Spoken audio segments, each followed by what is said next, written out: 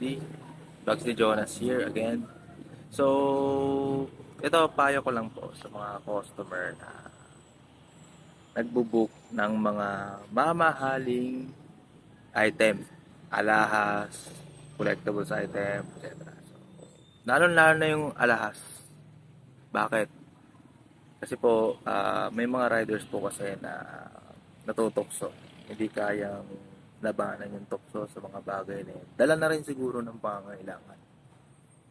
Oo, wala kailangan na natukso. Hindi na dineliver yung item.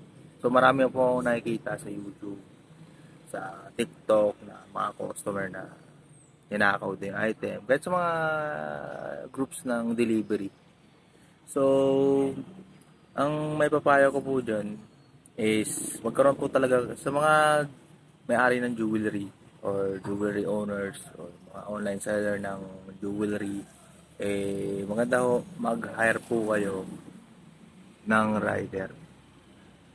Bakit? Kasi unang-una po, pag kilala nyo yung rider, mahahabol nyo. O kung kapitbahay nyo yung delivery rider, may habol kayo. Kasi mapupuntahan nyo. Diba?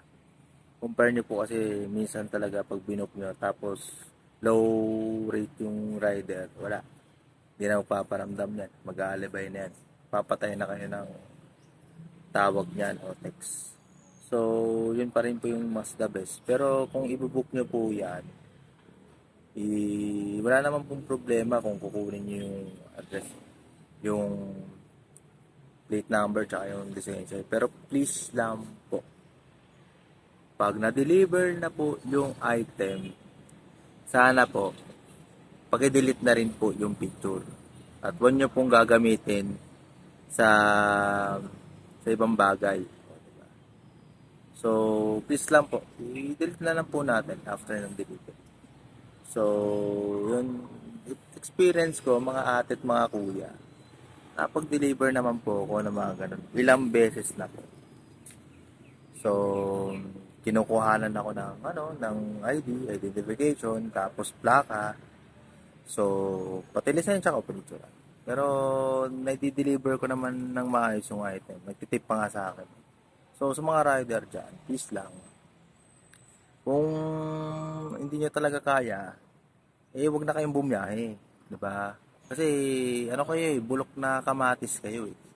Diba? Bulok na kamatis kayo. Na, paano na yung mga matitinod? Diba? Yung mga may planong masama dyan. So, yun lang. Sana na-enjoy nyo yung video. So, subscribe na lang po kayo. Follow nyo po itong TikTok tsaka itong Facebook ko for more videos.